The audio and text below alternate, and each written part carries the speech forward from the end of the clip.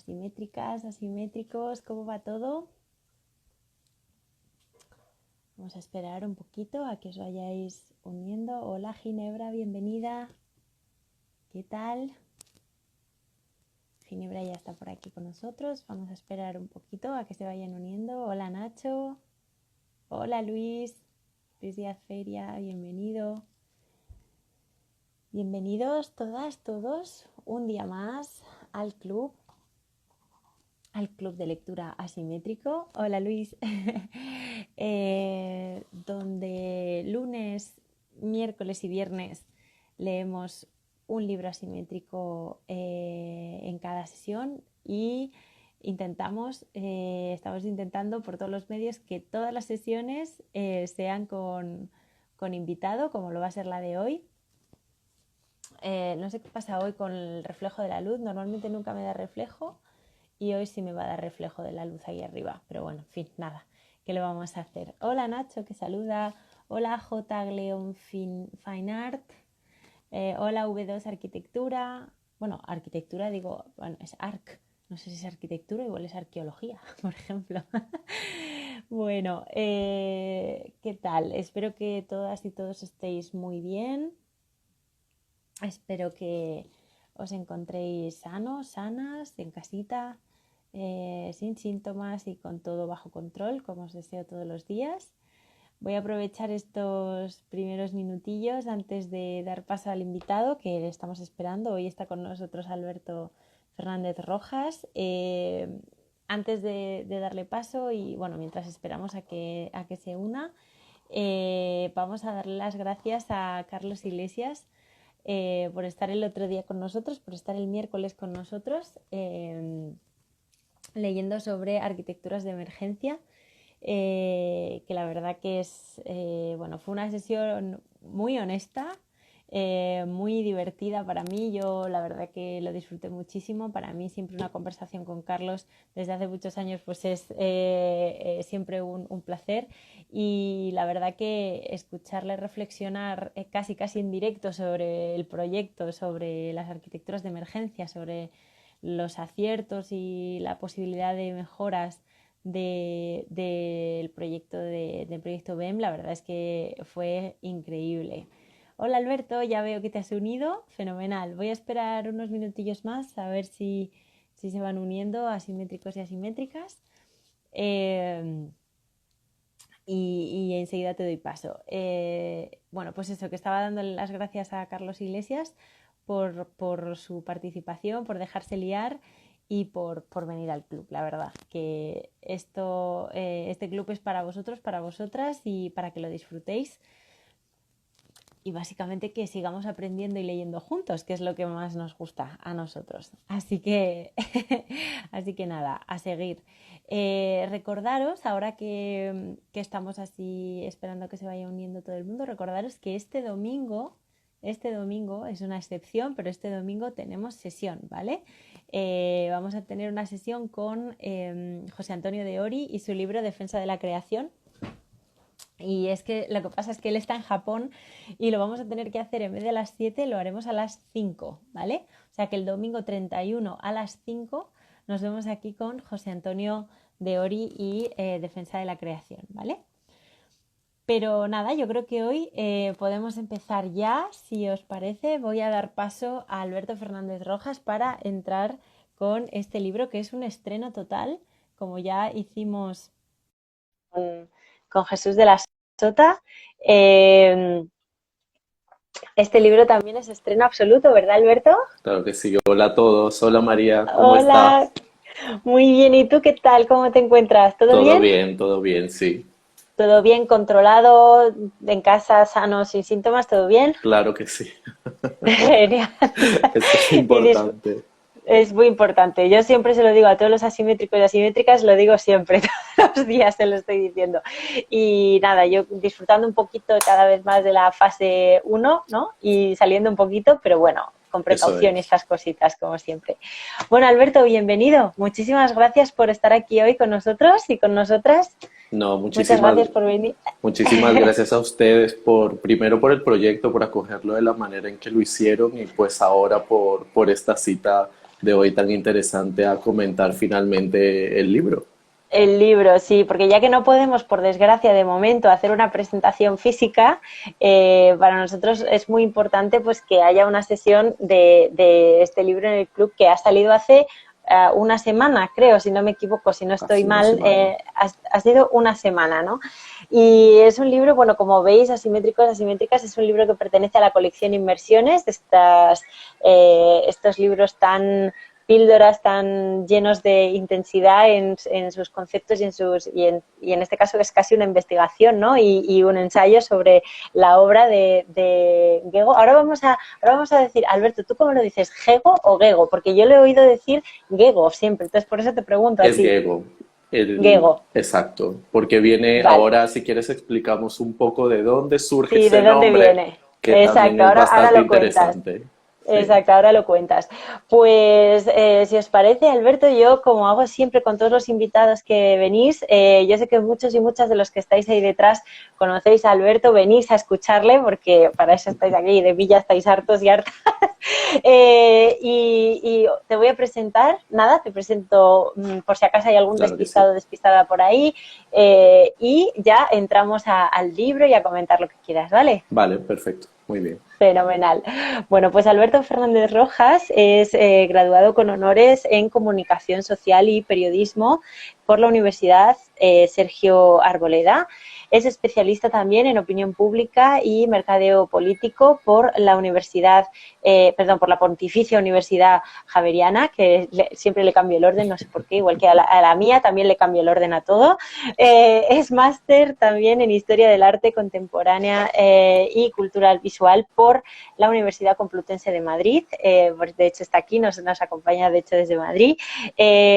Y su investigación, por así decirlo, está principalmente centrada en las artes visuales y la cultura de América Latina, pero eso no quita para que, por ejemplo, en 2013 recibiera el Premio Nacional de Periodismo Económico por la Asociación Nacional de Instituciones Financieras por un artículo precisamente enfocado en este territorio, ¿no? De mercados y economía. Además, pues trabaja y ha trabajado como periodista, crítico y también tiene experiencia en la gestión en comunicación institucional. Total, aquí tenemos todo un referente y experto sobre todo en artes visuales de América Latina, que es a lo que venimos hoy, a hablar Claro que sí. de Gego. Y ahora sí, Alberto, yo aquí me quedo para comentar, para poner imágenes, para lo que tú necesites. Aquí estoy, ¿vale? Muy bien, pues ¿te parece si contamos un poco del libro y leemos la introducción y vamos viendo dónde nos Vamos va allá. guiando la Exacto, que nos sesión? vaya llevando, Vale, como la reticularia de Gego, que vayamos paseando por todos efectivamente, los puntos. muy bien. Pues Adelante. el libro parte de la investigación que tuve que realizar para obtener el título de máster, el máster del Reina Sofía la Complutense en Ajá. Historia del Arte Contemporáneo. Pero sí es cierto que mi interés por Gego viene de muchos años atrás. De hecho, yo soy venezolano, ella también es venezolana, pero yo la conocí cuando vivía en Bogotá y estaba preparando un trabajo sobre Marta Traba y me encontré con Ujú. un librito muy pequeño que ella hizo sobre sus escritos en Venezuela. Ella vivió en Caracas, Marta Traba, que va a ser un personaje pues muy importante en esta investigación y a lo largo de la lectura. Y ahí pues me encontré con un artículo y unas fotos las fotos eran de los chorros de Gego y apenas ver estas fotos pues de la época en que se exhibieron los chorros en los años 70, pues la verdad es que llamaban mucho la atención, eran bastante impactantes. Claro, Ujú. me puse a hojear el libro y de pronto veo un artículo que dice Gego Caracas 3000 y entonces me devolví a las imágenes y vi que los chorros eran obras de Gego. Entonces, pues lo leí. Pero claro, detengámonos ahí un momento. Ese título, Gego Caracas 3000, ¿quién es Gego? ¿Es una ¿Quién es mujer? Gego? ¿Es un hombre? ¿Quién es? Exacto. ¿Quién es Gego? Ya con este nombre tan singular, era como, se planteaba como todo un enigma y como un misterio, pese a que Gego pues es una artista bastante conocida en Venezuela. Lo que pasa es que yo hace mucho tiempo pues no vivo allí. Ujú. Entonces, pues comienzo a leer el artículo y me doy cuenta de esta artista maravillosa, después comienzo a investigar y es ver esta obra es excepcional prácticamente, pero que no es tan conocida, o por lo menos por el gran público, fuera de Venezuela y prácticamente América Latina. Claro, estamos hablando que de esto han pasado 10 años atrás. Ujú. Ahora, pues con todo lo que ha pasado con Gego, cada vez mucha más gente la conoce. Pero entonces, volvamos al tema del nombre que, a mí, Ujú. que es algo que a mí me llama mucho la atención porque es que ya en su nombre ella envuelve como parte es como todo un gesto artístico y a la vez lingüístico. Y Ujú. el tema aquí de la lingüística va a ser un elemento bastante importante para analizar estas obras, tanto la obra de Gego como la obra, como la tradición abstracto-geométrica en general en Venezuela. Entonces, Ujú. Gego es alemana, nace, bueno, realmente Gego es venezolana, pero ella nace en Nace. Hamburgo, en Ujú. Alemania, y allí ella estudia arquitectura. Eh, Realmente estudia ingeniería con mención en arquitectura. Y todos estos datos van a ser muy importantes porque hay mucho de ingeniería, hay mucho de arquitectura en su obra, si bien se inscribe en las artes plásticas como tal. Entonces, estudia ingeniería, mención arquitectura en Stuttgart y prácticamente después de eso, en el 38, cuando recibe su título, que todos sus profesores le ayudan mucho, ella tiene que huir. Huye de Alemania porque ya los nazis estaban en el poder y prácticamente su origen judío pues la condenaba La a condenaba, muerte. sí. Para Ujú. toda su familia ya sí había ido, la única que quedaba allí en Alemania era ella y consiguió pues poder irse primero a Inglaterra, a Londres, Ujú. pero allí no consiguió el visado. Entonces, como no tenía visado, la iban a tener que deportar otra vez a Alemania. Pero la familia de ella, que tenía muchos contactos, pues decidió, como que preguntaron a ver cómo podían solucionar este tema de que no tuviera que volver a Alemania. Y ya sobre el límite llega una carta. Llega una carta de un amigo de Venezuela que decía, permiso de trabajo, visa, ok. Y era simplemente eso, la esperaban en Caracas. Pues Ujú. Diego no tenía 30 años, tendría 27, 28 años, más o menos. Era una mujer joven que nunca no sabía nada de español, no se había planteado nunca América Latina como una opción para emigrar. Y entonces ya es como ese primer desafío, como lo afronta, de ir a Caracas sin tener idea de Venezuela ni del idioma, que para ella al final va a ser esto algo muy importante. Era eso o volver a Alemania, entonces decide irse a Caracas y llega allí a Caracas, a La Guaira concretamente, en 1939. Y ella, claro, con todo esto de los nazis, a ella le cancelan su nacionalidad alemana, entonces por eso va a adquirir en el 55, 52, 55, si mal no estoy, alguna de esas dos Ujú. fechas la nacionalidad venezolana, que es la que ella va a conservar hasta el final de sus días, porque la alemana no la va a volver, pese a que se la ofrecen nuevamente, ella No la vuelve a. no la acepta y de hecho de Venezuela nunca se va, pese a Ujú. que ya en los años 90 pues se veía mucho hacia el final de sus días, se veía también la crisis del país, ella nunca abandonó Venezuela. Pero estando allí en Ujú. Venezuela, entonces ella ve que es muy difícil el tema de su nombre de pila para la pronunciación de los venezolanos. Ella se llama Gertrude Goldschmidt. Entonces, ese nombre allí en esa época era como, además que yo pienso que era también muy llamativo y a ella nunca le gustó tanto llamar la atención. El tema Ujú. fue que de niña con una hermana jugaban a crear palabras y se cambiaban los nombres. Pues de esa época viene ese nombre, Gego, de unir las dos primeras letras de su nombre, Gertrude, G-E, con las dos primeras letras de su Primera. apellido, Goldschmidt, Gol.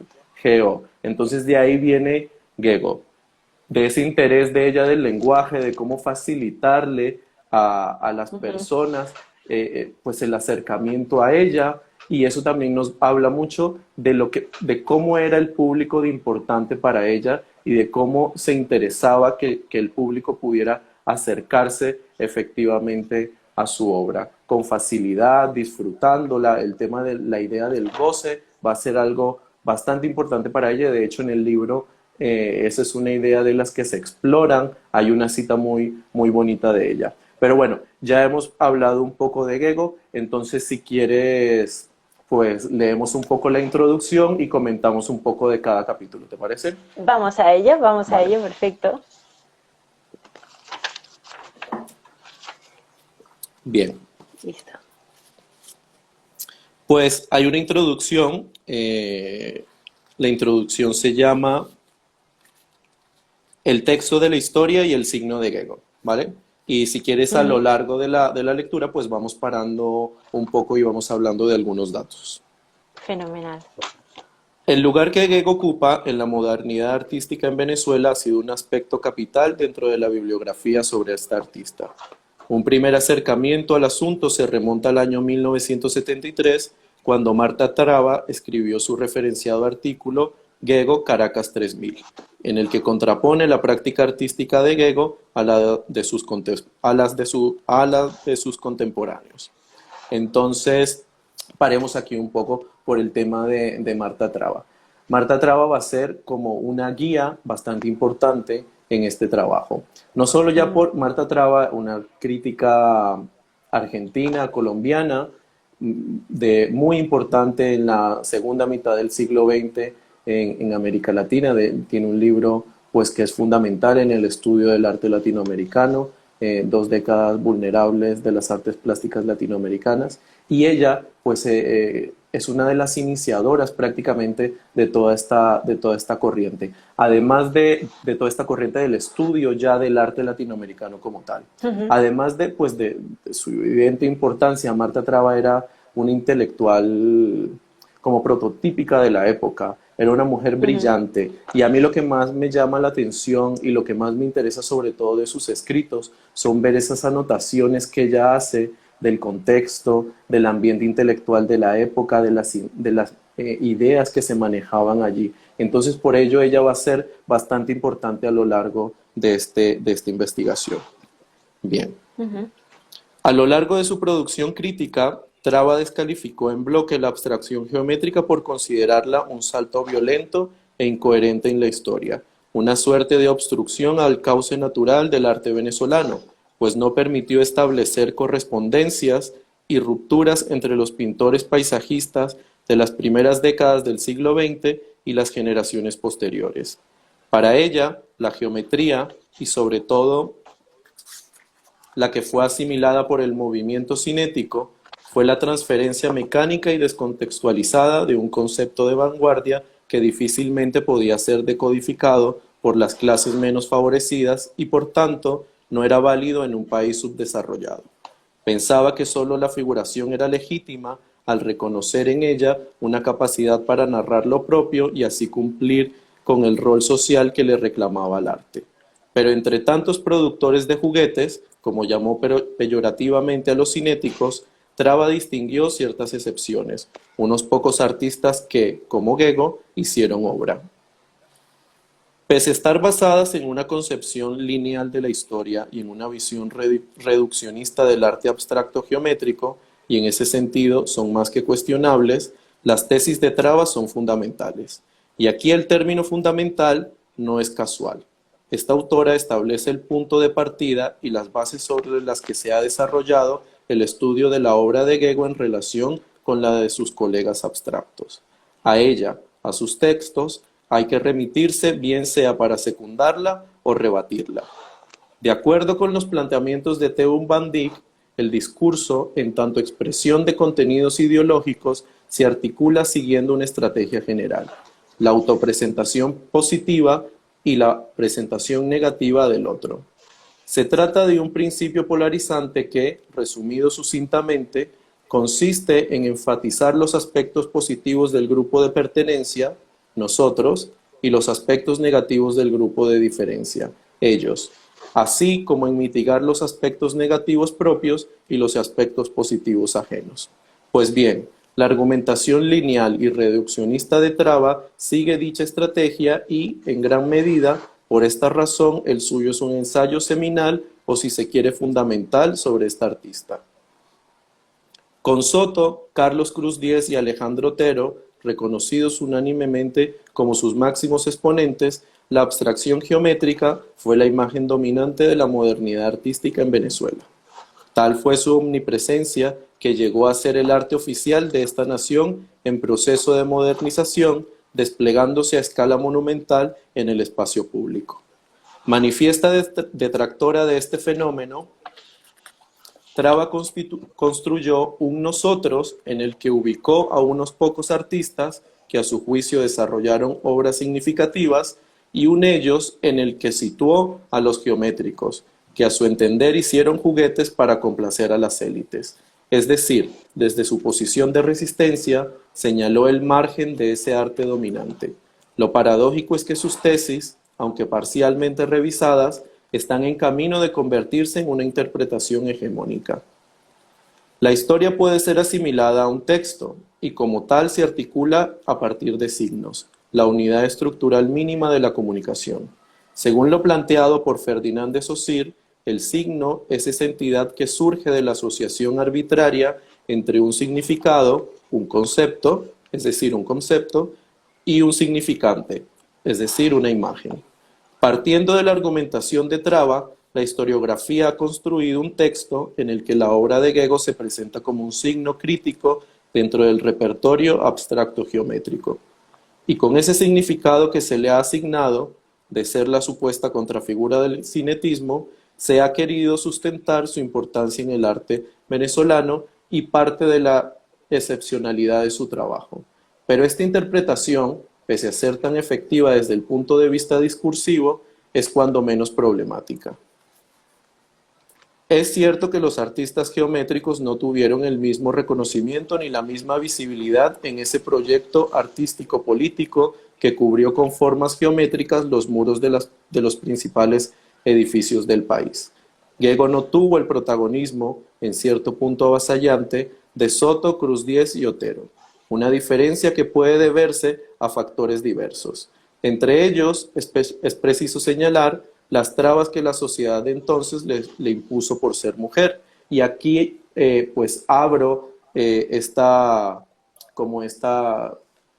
pregunta que sería interesante desarrollar pues en una investigación posterior, que es: habrá que precisar en qué medida tuvo que esforzarse mucho más que sus colegas hombres para hacerse con un lugar en el medio local. Básicamente, ahí lo que propongo es que hace falta una lectura pues con un enfoque de género sobre la obra de Gego y cómo precisamente este tema de que ella fue una mujer también extranjera, pues esto hizo que las barreras que tuvo para poderse vincular a ese contexto, que finalmente ya lo hizo. Gego fue, lo vamos a ver a lo largo del libro, que Gego fue una figura intelectual importante en su época. Lo que sí es cierto es que no tuvo la misma importancia que, por ejemplo, Soto. Y lo que hemos visto ya años después es que su obra, pues incluso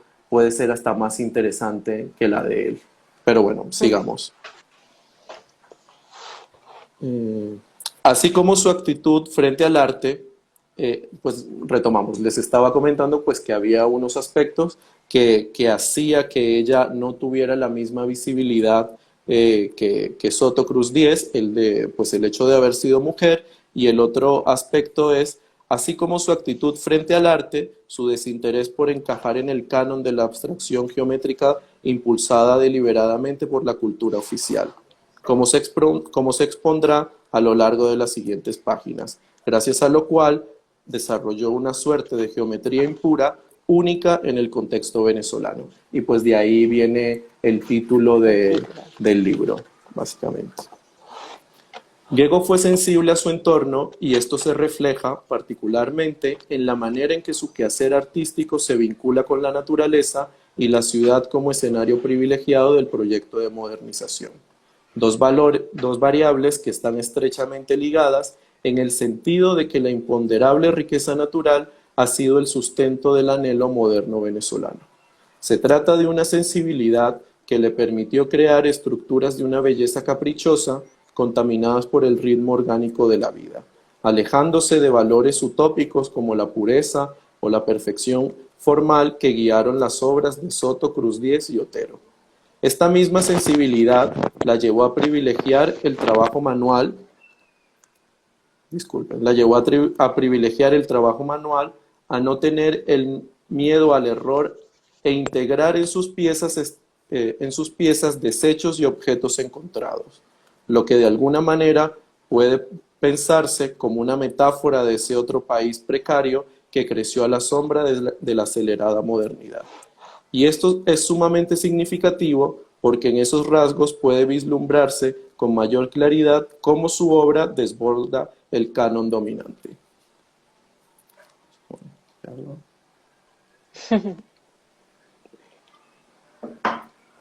No obstante, el problema de esta interpretación que transforma a Gego en un signo contestatario radica en que desestima, cuando no ignora, los vínculos que unen a este grupo de artistas. Porque si bien sus obras son diferentes y de una cierta excepcionalidad en el caso de Gego, todos ellos se nutrieron de la misma tradición abstracto-geométrica, bebieron del ambiente intelectual de su época y trabajaron alrededor de ideas y conceptos comunes, solo que, como es lógico, lo hicieron con sensibilidades distintas. Por ello, a partir de reconocer y ponderar puntos de negociación entre ellos, la propuesta es interpretar estas obras como signos complementarios, pensar la reticularia o los dibujos sin papel como una de las muchas imágenes de la modernidad, solo que más cercana a esa versión no deseada e invisibilizada en la historia oficial. En síntesis, lo que se pretende es ahondar en la complejidad de la historia de Gego y en sus lugares en la escena local, que van más allá de ser la contrafigura de alguien o de algo. Y ahí pues termina la introducción. Entonces, si quieren, comentamos ahora. ¿Tú tienes alguna pregunta, María? O si quieres, pasamos a Bueno, no, comentar. solamente una reflexión, ¿no? Sobre todo esto que comentaba, sobre todo aquí. Yo creo que esta introducción es como una especie de declaración de intenciones y lo que pretendes hacer a lo largo del libro, que es recuperar a Gego casi como figura en sí misma, no en comparativa con otros artistas como Soto, Otero, ¿no? que eran, bueno, es que son innegables, digamos, bueno, pues referentes de esta abstracción geométrica venezolana, y yo creo que este libro coloca en un lugar, bueno, como tú mismo dices, puede ser extraño, pero también un lugar personal a la propia obra de Gego, ¿no? Muy especial en ese sentido, y yo creo que es un libro que te descubre muchas cosas. Eso fue una de las cosas que más nos gustó, porque como yo te comenté, yo había descubierto a Gego en primero de carrera a través de una profesora, ¿no? Porque como Gego tenía formación, como has dicho, de arquitecta, pues bueno, al margen de eso, estas obras que vamos a ver ahora, que las voy a enseñar mientras vas contando, son extremadamente arquitectónicas y extremadamente espaciales, a la vez que orgánicas, y en referencia, en relación con esa naturaleza tan especial, ¿no? Que ya veía. Y yo creo que este libro lo que hace es colocarla en esta visión, en esta situación, y darle su sitio propio y personal, que es lo que en realidad fue Gego, ¿no? Una artista completa, sin necesidad de comparaciones de se parece a o es de... No, es ella con su lenguaje y su manera de hacer, ¿no? O sea que... Efectivamente, Adelante. sí. Es que el tema realmente a lo largo de la investigación, lo que me pude dar cuenta es que no hay un lugar específico de la obra de Gego. La obra de Gego es tan abierta y comunica tanto, da tanto de sí, que es muy difícil ubicarla en un lugar específico dentro de la tradición abstracto-geométrica en Venezuela. Y muchas veces esos lugares que ella ocupa pueden ser hasta paradójicos, pueden a primera vista parecer un poco contradictorios. Después vamos a hablar un poco, si nos da tiempo, de esta figura de la paradoja que también va a ser bastante importante a lo largo del libro. Pero es eso, Ujú, es como también un tema de rechazar esas visiones como tan rotundas de las obras y esas ujú, visiones que tenemos de ellas como a primera vista. Porque sí, si ujú, tú comparas una obra, si en general tú ves la obra de Gego en relación a toda la tradición geométrica en Venezuela, pues no es igual. Como lo dice también en el libro, ella desborda el canon, ella se ujú. sale de eso, Salta de ahí. su Ujú, espíritu libre la lleva a que ella desborde ese canon, pero ella no se sale exacto. del canon, ella sigue ahí, ella se inscribe Ujú, perfectamente en esa tradición abstracto-geométrica venezolana. ujú, Y ella no cumple en todo este relato esa función de contrafigura que sí cumple pues otros artistas como van a ser los neofigurativos en un principio o los conceptualistas ya hacia los años 70. ujú. Entonces es un lugar ahí bien complejo que lo que trata el libro es precisamente demostrar esos diferentes lugares que una obra puede ocupar.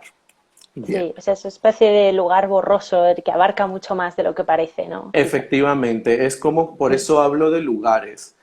ujú, Realmente ella, dependiendo de cómo uno lo vea, ella se va a situar en diferentes lugares. ujú. Y es algo bastante poderoso porque yo creo que muy pocos artistas pues han conseguido algo Tienen así. esa capa. Pero Claro, entonces claro. también era el tema de corregir ese mito que la historiografía ha creado alrededor de ella sobre Ujú, que ella se contrapuso a sus colegas geométricos. No es cierto. Ella de hecho admiró mucho a Soto.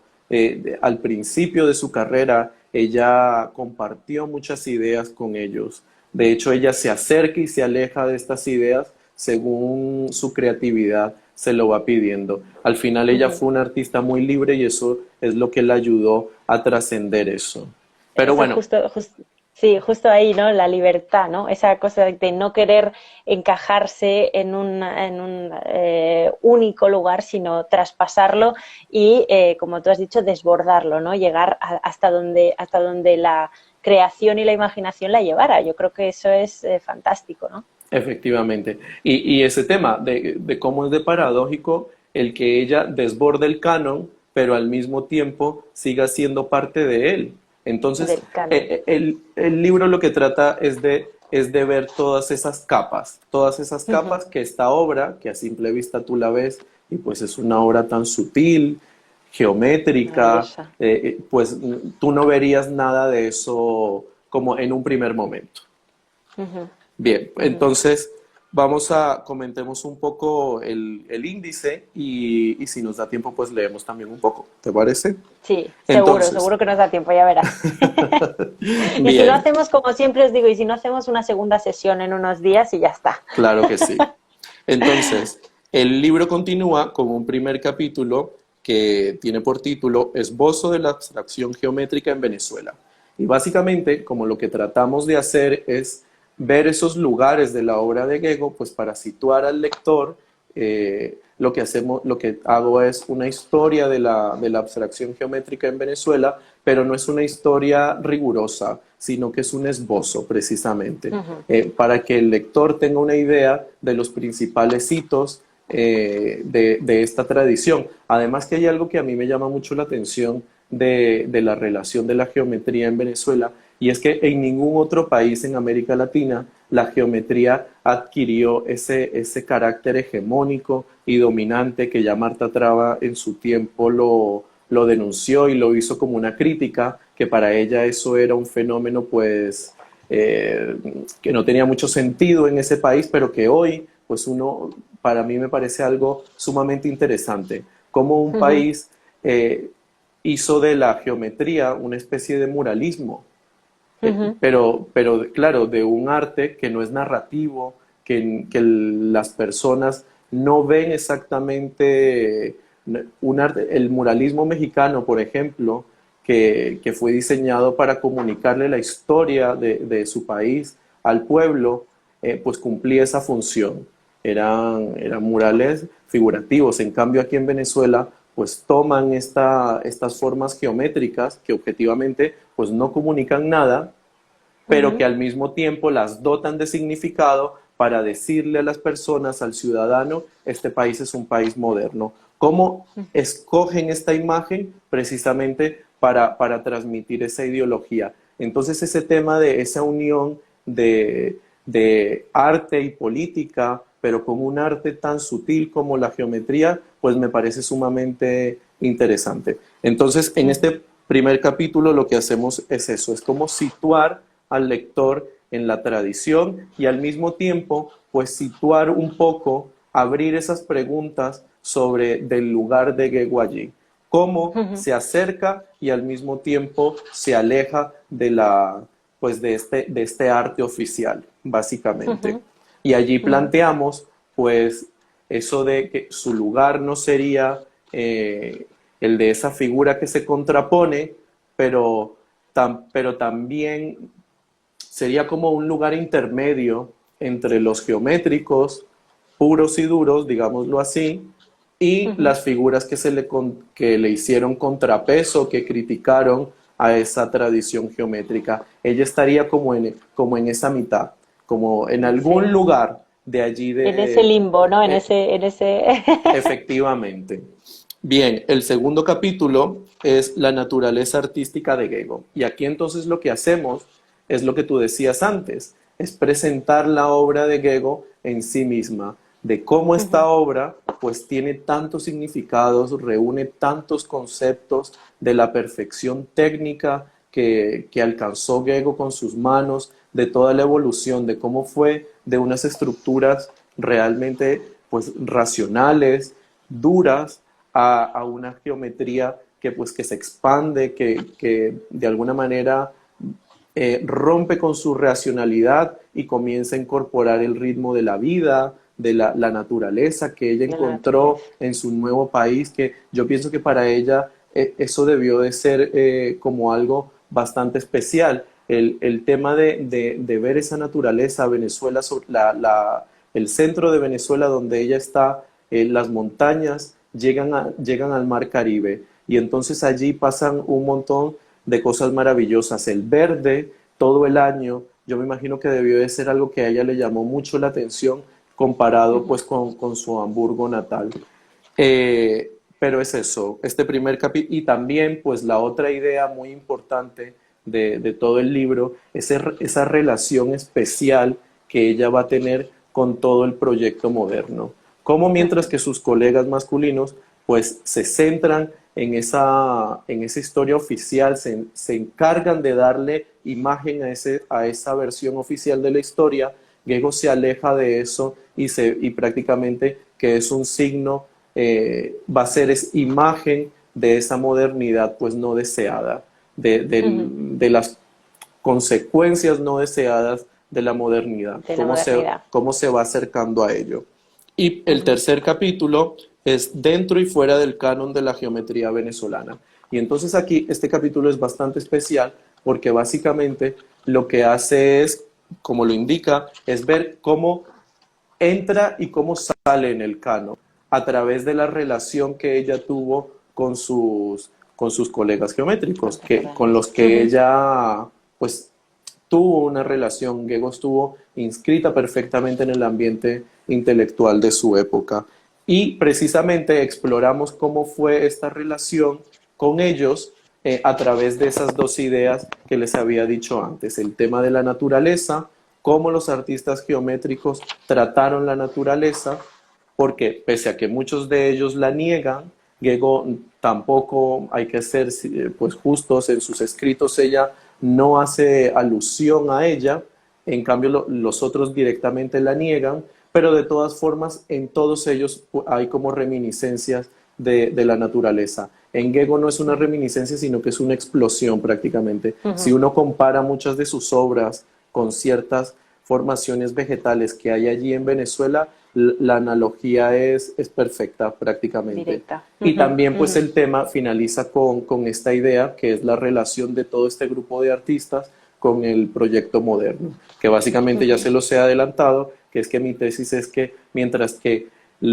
estos hombres fueron ese signo, esa imagen de esa versión oficial y deseada, pues Gego va a ser esa imagen que no se contrapone, sino que complementa ese proceso, que va a dar imagen a esa versión olvidada o que está escondida, pero que no hay que leerla como en esta dialéctica de a la contra, ¿no? No es a la no es a la contra, sino es es simplemente a sumar. efectivamente que le complementa, que ella, y en ese sentido es que es indispensable, porque ella lo que nos está dando es el testimonio de un país que creció pues bajo las sombras, que las sombras también es un concepto muy importante en su obra.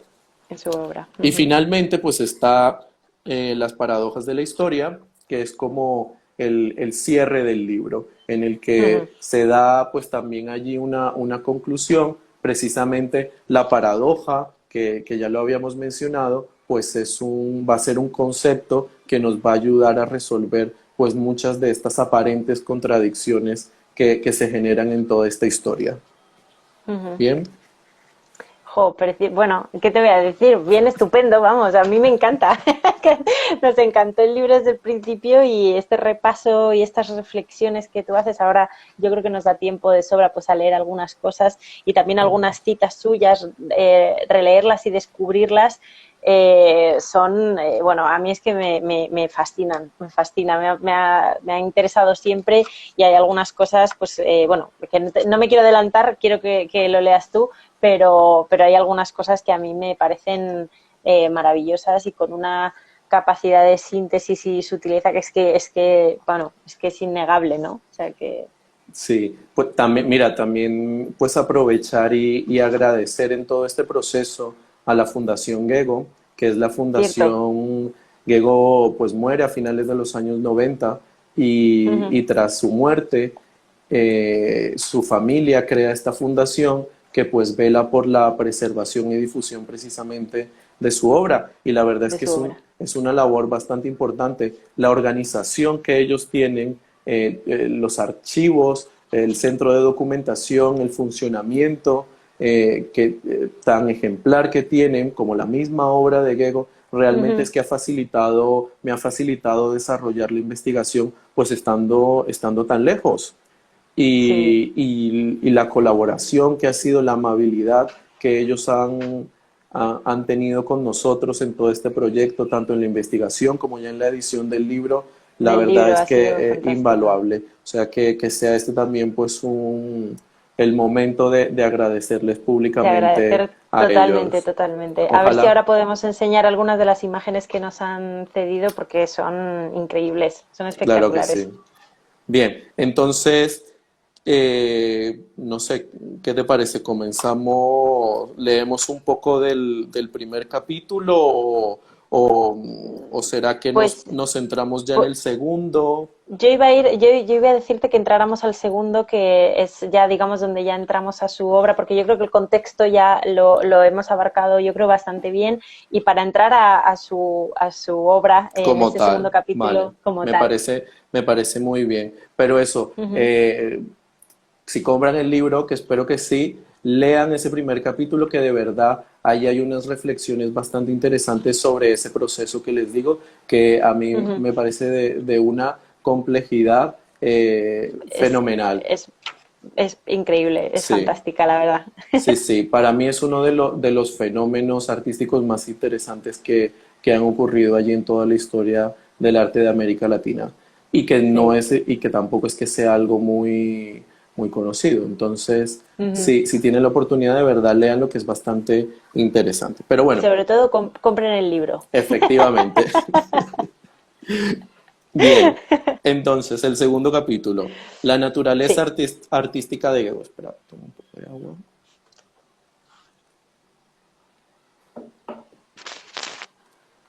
La naturaleza artística de Gego. Una cita. La obra de Gego nos comunica la misma atracción que ejerce sobre nosotros la naturaleza. Esta cita es de un texto que escribió Marta Traba para para la exposición retrospectiva que le organizó el Museo de Arte Contemporáneo de Caracas, que es, pues en su tiempo fue el más importante de América Latina. Este museo le organiza la primera gran retrospectiva a Gego en 1977 y Marta Traba escribe un texto para ese catálogo, que de hecho ese libro es un libro muy bello. Bien, entonces, la naturaleza ha sido una de las fuerzas capitales que ha movido a los artistas a lo largo de la historia. En Abstracción y Naturaleza, Worringer plantea que el arte ha estado determinado por dos impulsos antropológicos elementales. Uno de ellos es la empatía con la naturaleza, que al incitar el ser humano, disculpen, uno de ellos es la empatía con la naturaleza que incita al ser humano a representar las criaturas que lo rodean. El otro es el impulso a la abstracción, que da cuenta de esos momentos en que ha sentido miedo y se ha alejado de ella. Estas dos fuerzas opuestas, según el planteamiento de Worringer, se han ido alternando desde el Paleolítico, dando lugar a periodos en los que el arte ha sido más naturalista o más geométrico. A partir de estas tesis, Guillermo Solana plantea una breve pero lúcida genealogía del arte abstracto del siglo XX, en el que distingue dos tendencias dentro del dominio de lo no figurativo.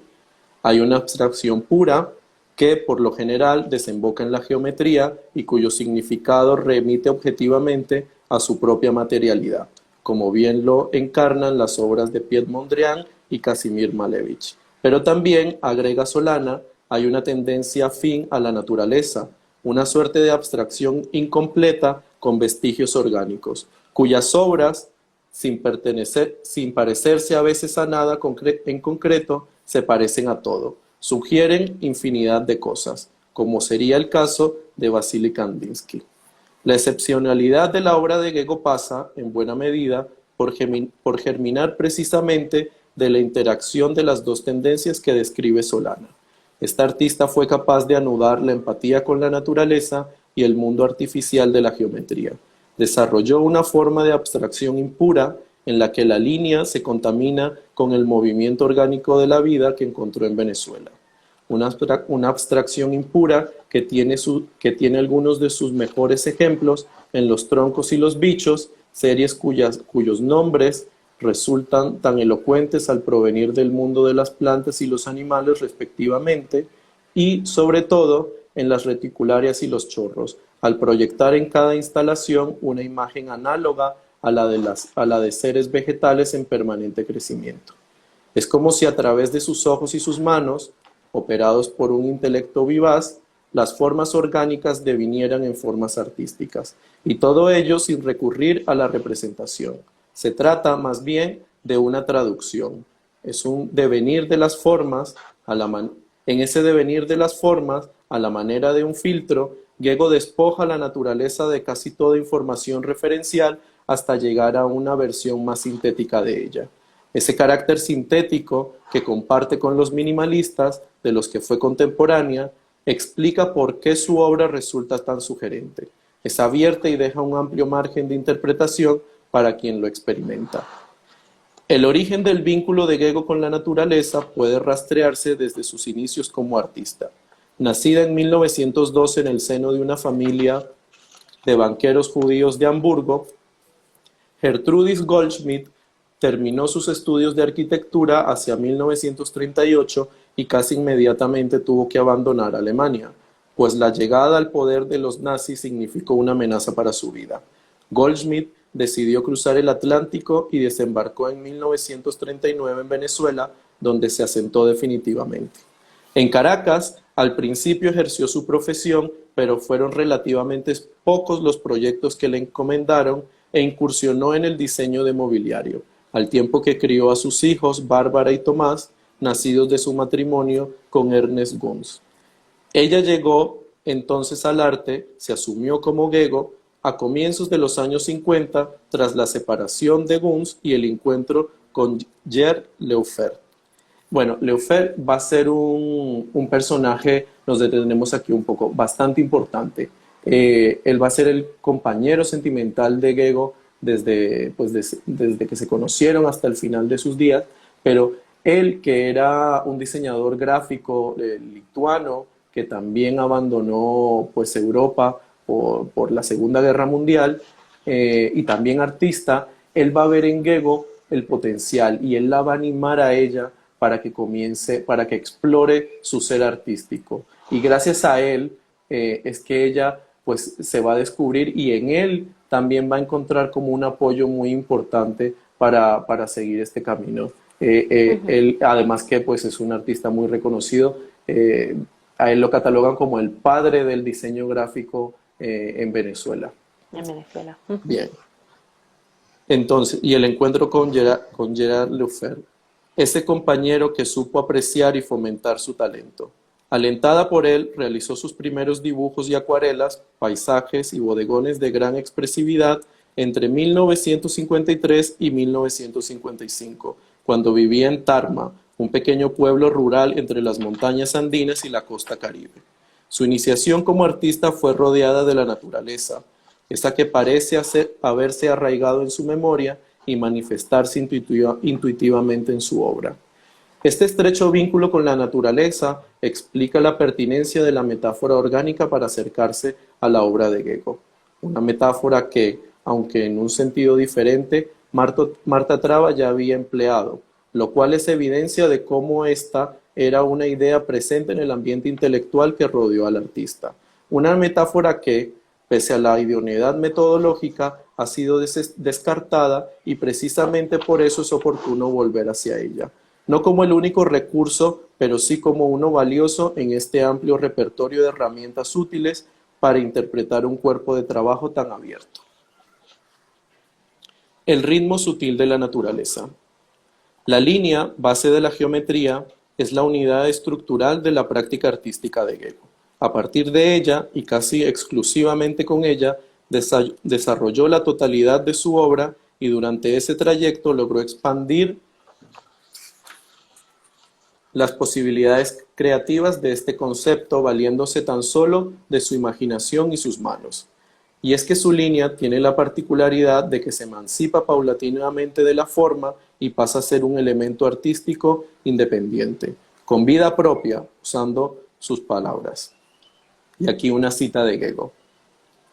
Fui entrenada como arquitecto, comprometida a dibujar líneas con un significado definido, líneas que siempre determinan formas o espacios como símbolos de límites, nunca con vida propia. Muchos años después descubrí el encanto de la línea por sí misma, la línea en el espacio así como la línea dibujada sobre una superficie, y la nada entre las líneas, y el destello cuando se cruzan, cuando son interrumpidas, cuando son de un color o un tipo diferente. Descubrí que algunas veces el entre líneas es tan importante como la línea en sí misma.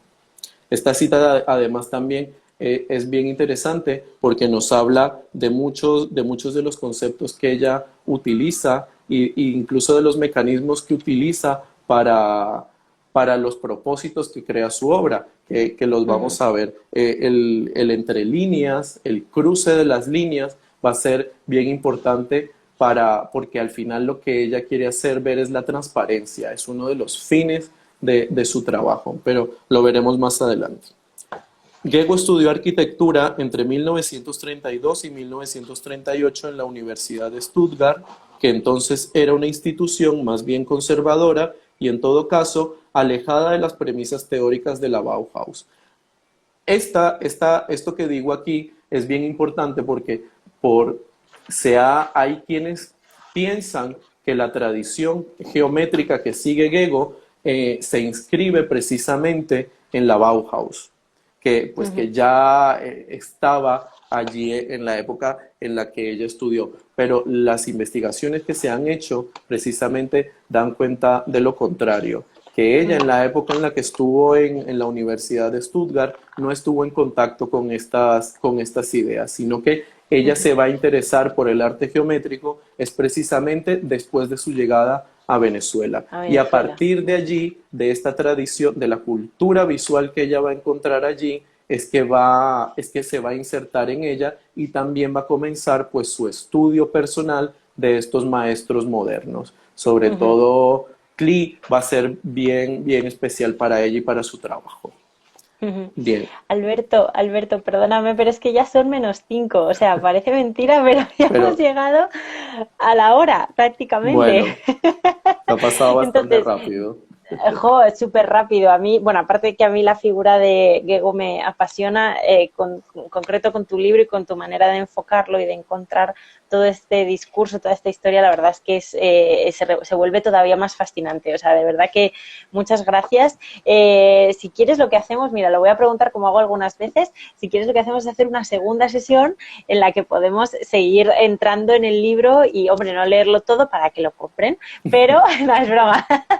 Pero sí seguir ahondando un poco en esta figura, en su trabajo, en su manera de enfrentarse. Sobre todo, a mí una de las cuestiones que más me fascinan es la transparencia, ¿no? A través de este cruce, el entre líneas, este entreespacio, ¿no? Interespacio me parece de lo más fascinante de su obra y yo quiero que nos lo cuentes. Entonces yo creo que, mira, ya nos empiezan a decir que así, yo creo que podemos hacer una segunda sesión en las próximas semanas, si a ti te apetece, Claro que para sí, la seguir hacemos. metiéndonos. Sí, La genial, hacemos. fenomenal, Seguimos pues ya está. comentando el libro. Perfecto. Oye, pues Alberto, muchísimas gracias por estar con nosotros, por traernos a esta maravillosa artista. Y traernos su magia, porque es casi magia. Ya veremos el próximo día, vamos a enseñar las fotografías, hoy no ha habido ocasión, pero para aquellos que no conozcáis esta obra, bueno, pues mira, de aquí a la próxima sesión, que la investiguéis un poquito y ya vais a ver que vais a descubrir un artista fascinante, como ya decíamos. Y muchísimas gracias a todos y a todas los que estáis ahí detrás. Ya sabéis, si estáis interesados y si os apetece tener el libro, edicionesasimétricas.com, y además las librerías cada vez empiezan a abrir más y a poder ir allí a disfrutar un poco del ambiente de librería, que la verdad que es maravilloso. Así que si os apetece, ya sabéis dónde estamos y dónde están ellas. Y a ti, Alberto, muchísimas gracias de nuevo por venir y ahora mismo, en cuanto colguemos, buscamos otro día para organizar una segunda sesión. ¿Te parece? Claro que sí. Muchas gracias a ustedes por el espacio, por el libro sobre todo, y a todos los que se han conectado y han estado pendientes, que los espero también pues Para la la próxima próxima sesión. sesión, Claro para que la sí. próxima sesión. Claro que sí. Oye, y a todos los que estáis ahí detrás, recordad que el domingo, como sesión extra, nos vemos el domingo aquí a las 5, ¿vale? Para quien le apetezca, que estaremos con José Antonio de Ori desde Japón, que está allí, entonces tenemos que cambiar horarios. Alberto, te mando un abrazo enorme, muchísimas gracias y preparamos la segunda, pero ya, Claro que ¿vale? sí. Un abrazo para ti, María, y para todos los que pues nos están escuchando. Ha sido un placer. Fenomenal. Otro fuerte para ti, Alberto. Venga, nos vemos Chao. pronto. Chao.